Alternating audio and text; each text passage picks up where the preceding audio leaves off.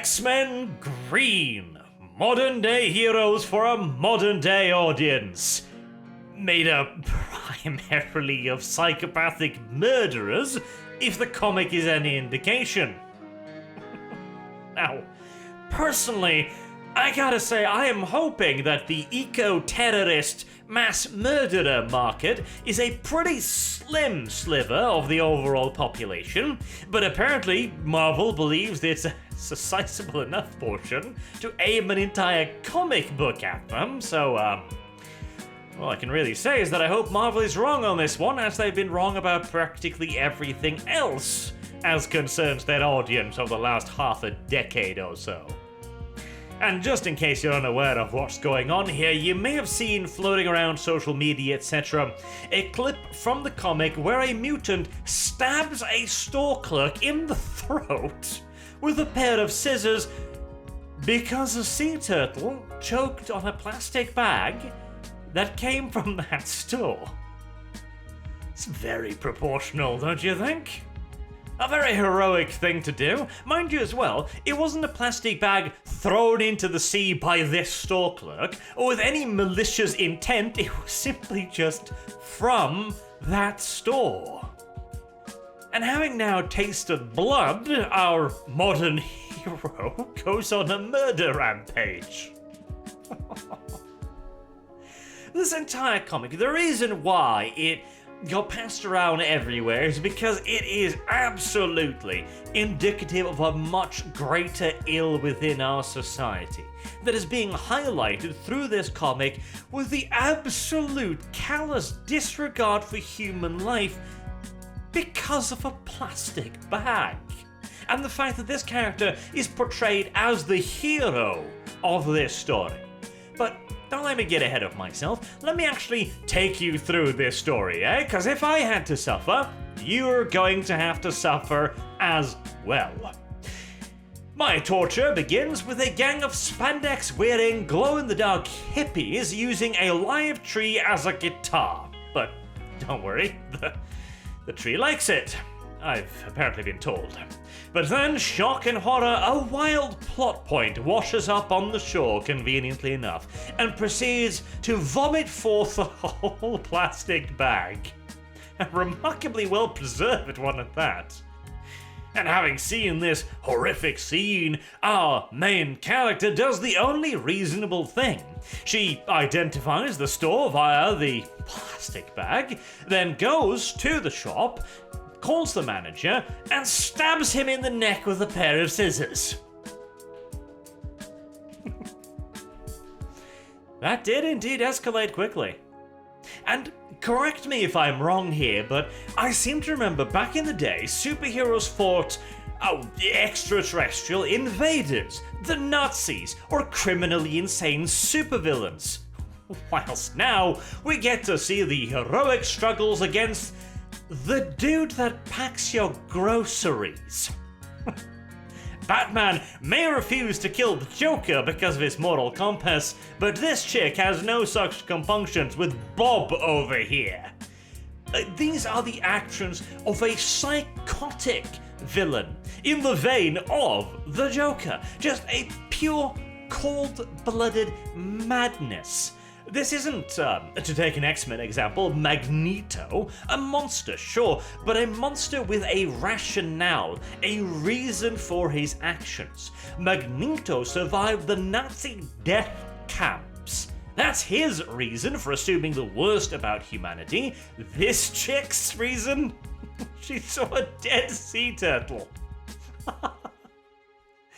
This is where we have gone in terms of creative writing. From Magneto to scissor stabby necky chick, whose apparent name is Nature Girl, which again, Nature Girl. Nature Girl! As if somebody looked at the name Supergirl and said, you know what, I can do worse, and by God they did. But how does the comic square this circle? How is she anything more than a straight-up villain? Now, why should we not be actively cheering for this character's demise? Well, a dog comes along totally sympathizes. Oh, right, a sea turtle. I, as a bulky book, totally have a well-developed concept of what that even is, and better yet, I am also equipped with a philosophical framework to rationalize out the hypocrisy of why murder is now totally okay. No, not just that. I'll even sympathize with you. Oh my jeez. What are all dogs cold-blooded murderers too? It's like, well, yeah, I mean, humans feed and pet me and groom me and everything, but gosh darn it, a plastic bag killed a sea turtle. Kill them all, I say. Not even that, but the dog is now the main character's moral authority. The dog. This is actually insane, and you know what? That is precisely it. Our hero is nuttier than an explosion at a peanut factory. She is not simply talking to a dog as her moral guardian now. Which, incidentally, apparently the dog's entire view of this as well is like, woof, yes girl, woof, kill all the humans, woof. We are smashing many glass ceilings in the mental asylum department here, but also, the comic keeps talking about how all the animals are totally just agreeing with our villainess, and they do whatever she tells them to do entirely voluntarily. And how they're, of course, all just, enslaved by humanity. The animals are the victims here, and that is why Nature Girl asks a bear to fight Wolverine, who has been sent to get her back to answer for her crimes. Oh yes, Wolverine. Again, I remind you here, this little evil harlot was so pissed off by one dead sea turtle that she brutally stabbed someone in the neck artery, and yet sending a bear to fight a dude who mincemeats entire ninja clans for breakfast, that's not a problem. That's fine. All hunky-dory. Hi. Fortunately for Fluffy, Wolverine turns out to be more of an animal lover than female Hitler, and scares the thing off. Also heavily hinting at the apparent fact, I would say, that no, all of these animals don't coincidentally happen to agree with Evil Chick, or just suddenly decide to evolve a moral system out of nowhere. They're probably just brainwashed by her. She pops on back home to the island, the paradise island of the X-Men now real quick to pick up a Scaly who is also literally just evil, and then goes on to tell us why she has the moral compass of a brain-damaged troglodyte. Late-stage capitalism. Communism. That's why. Well, that certainly does explain it. A more severe brain rot has yet to be discovered by modern science, after all, and yeah, suddenly all the pieces fall beautifully into place. She goes on to murder several more workers, because, again, communism. And, of course, again, as you do when you're a comic book hero, incidentally, by the way. And she also turns into a literal monster. This is not seen as a warning to her. Like, oh shit, half my face is pitch black now, like some kind of villain, and all of my hair fell out. This must be I'm on the right path. Sure, why not?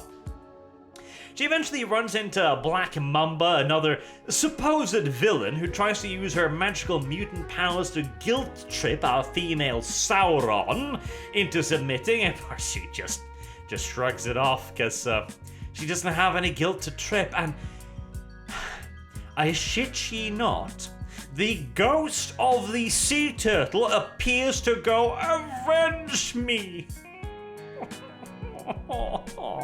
Someone wrote this. They saw the words on the page in the script. Sea Turtle says, "Avenge me!" For some mysterious reason, the writer didn't then immediately throw himself out of a window. And Due to this inexcusable lapse of judgment, we now get Black Mamba, the supposed villain, the wielder of the Dark Force, going, hey, I like getting paid, but I don't like beating up children. The villains have a more intact moral compass than our goddamn main character, and looks more sympathetic than the X-Men does. Great. This is then followed by a boring-ass fight scene because it's villain versus villain, I don't care who wins, and Wolverine, who's goddamn immortal. It is one of the lowest stake fights I have ever seen. Oh, and there's a bunch of faceless grunts in the mix as well, because, you know, I might as well. Eventually, Nature Girl and her pet Scaly is taken back to Paradise, where for a moment it looks like they'll face justice and be condemned for multiple murders. But nope. The island pardons Miss Mass Murderer and gives her a weapon, which ends the comic on this scene, indicating that, well, she's gonna go on to kill a lot more people. And why is she going to do this? Because of late-stage capitalism. Because the journalists are no longer here to protect us. Oh yes, the journalists, our heroes, our protectors against corporations. There you go. That's the thing. And she's just murdering people for shits and giggles at this point. The first person she kills, brutally, is a person working at a grocery store. I brought up the Magneto thing because that's an example of a villainous backstory that has a great deal of gravitas and weight to it. It is a person that has seen the worst humanity can do and wants to avoid that for his people. It is very clear the problems inherent in the character, the his people part. He is doing what the Nazis did to him. They viewed him as a Juden, a Jew, as an Untermensch, and he views humans in the exact same way. And his journey through his character, as he begins to realize this, as he begins to put two and two together and come to the realizations that he eventually does further out through the X-Men, is what makes him a cool and interesting character. This chick is just a cold-blooded murderer, straight up. And it's a real shame for the X-Men too, because the X-Men have always been a really cool pitch.